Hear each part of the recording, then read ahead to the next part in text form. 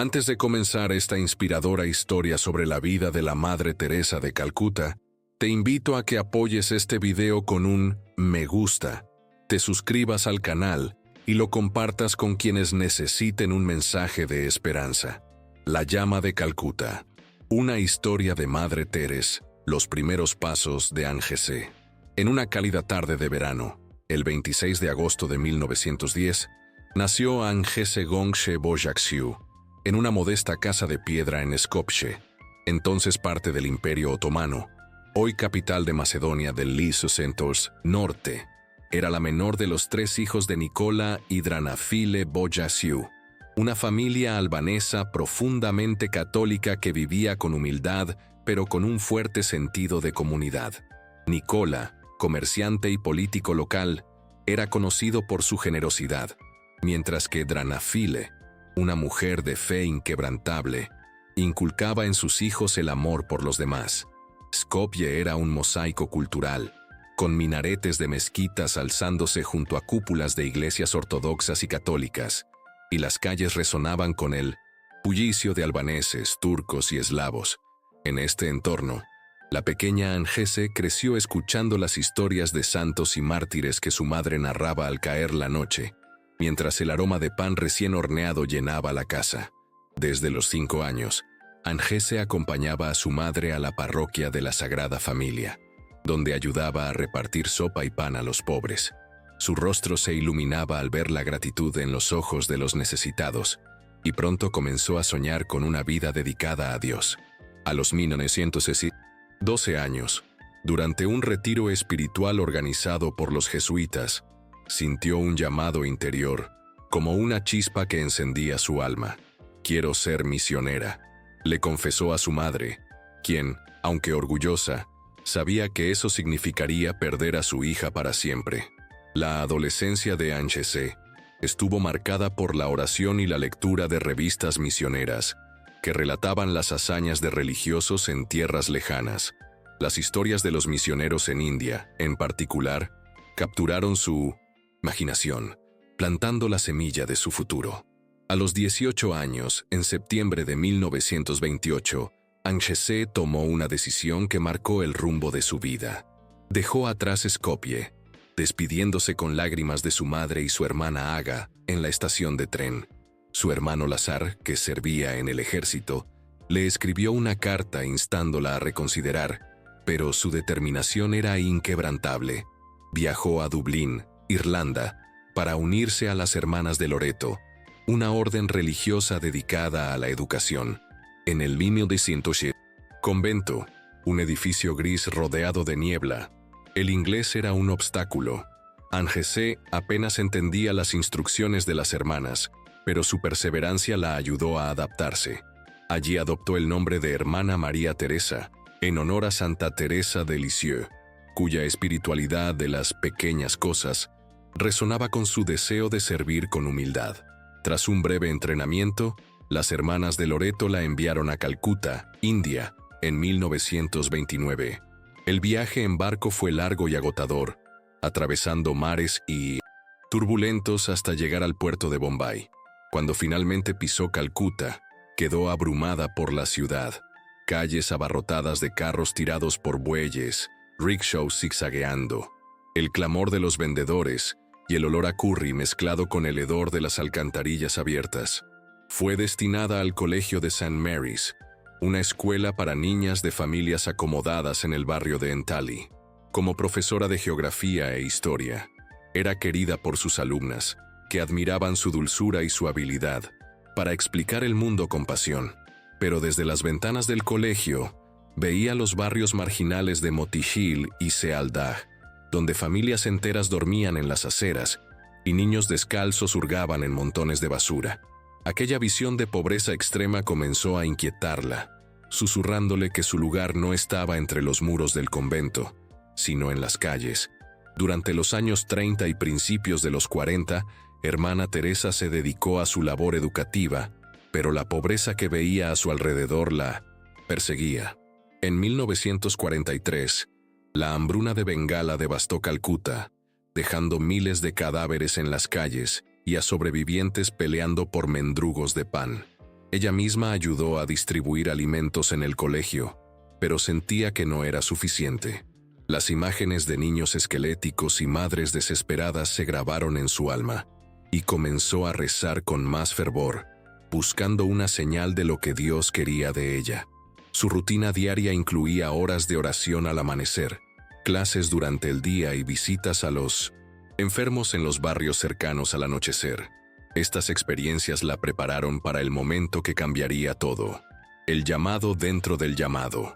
El 10 de septiembre de 1946, mientras viajaba en un tren hacia Darjeeling para un retiro espiritual, Madre Teresa vivió un momento que transformaría su vida y la de millones. En el traqueteo de los vagones, entre el paisaje montañoso de Bengala, afirmó haber escuchado una voz divina.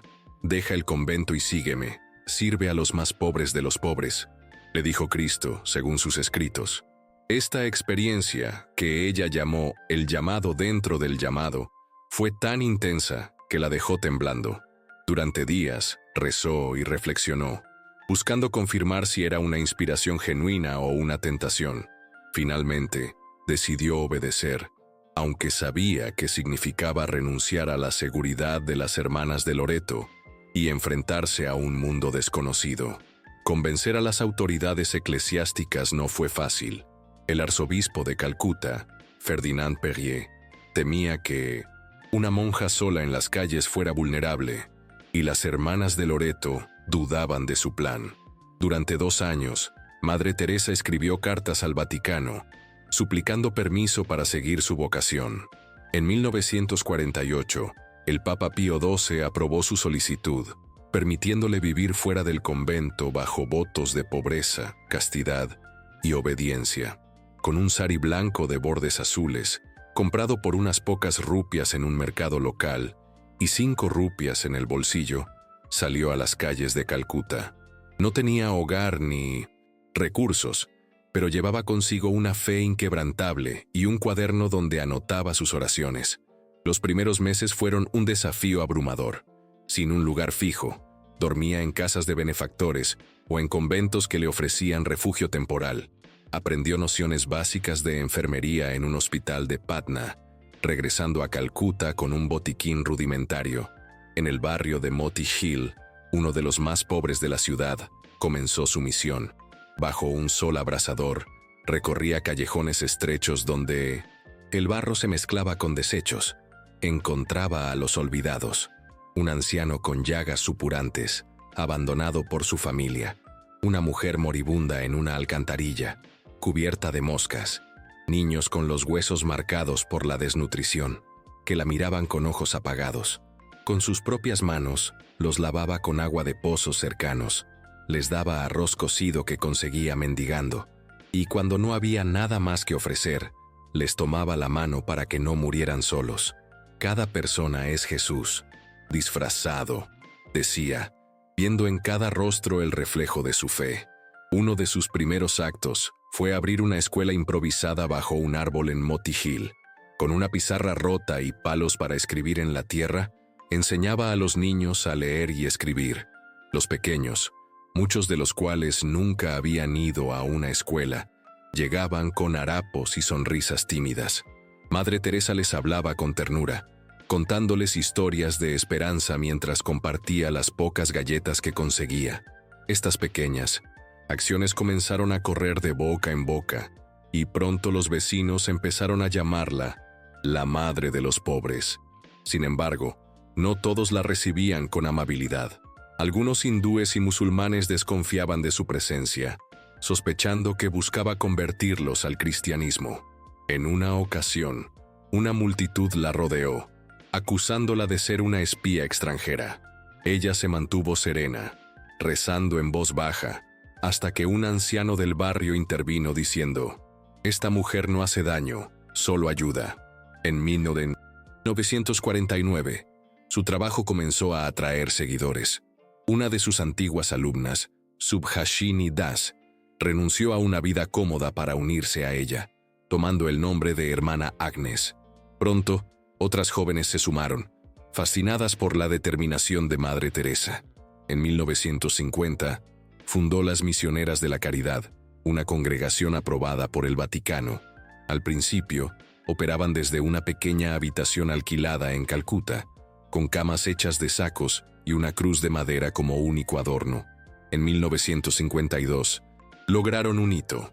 La municipalidad les cedió un antiguo templo hindú en Kalighat, que convirtieron en el hogar para moribundos, Nirmal Hriday, corazón puro. Allí acogían a los que los hospitales rechazaban, enfermos de tuberculosis con los pulmones destrozados, leprosos con miembros amputados, víctimas del cólera que temblaban de fiebre. Madre Teresa y sus hermanas trabajaban incansablemente, limpiando heridas infestadas, alimentando a los débiles y rezando por los que partían. Cada mañana, ella misma fregaba los suelos de cemento, diciendo: «El trabajo humilde es oración». La apertura de Nirmal Hriday no estuvo exenta de controversias. Algunos líderes hindúes locales protestaron, argumentando que un templo sagrado no debía usarse para acoger moribundos, muchos de los cuales no eran hindúes. Madre Teresa se reunió con ellos, explicando que su único propósito era dar dignidad a los olvidados. Su humildad y sinceridad disiparon las tensiones, y el hogar se convirtió en un símbolo de compasión. En una ocasión, un hombre moribundo, un brahman hindú, le pidió que lo ayudara a morir con dignidad. Ella lo bañó, lo vistió con ropa limpia y le permitió realizar sus rituales hindúes, sosteniendo su mano hasta el final. Esta historia se extendió, ganándole el respeto de muchas comunidades religiosas. La misión creció rápidamente.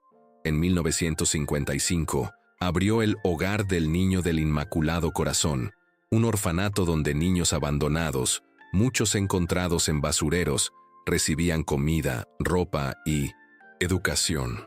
Madre Teresa recorría los mercados al amanecer, pidiendo donaciones de arroz, lentejas y ropa vieja.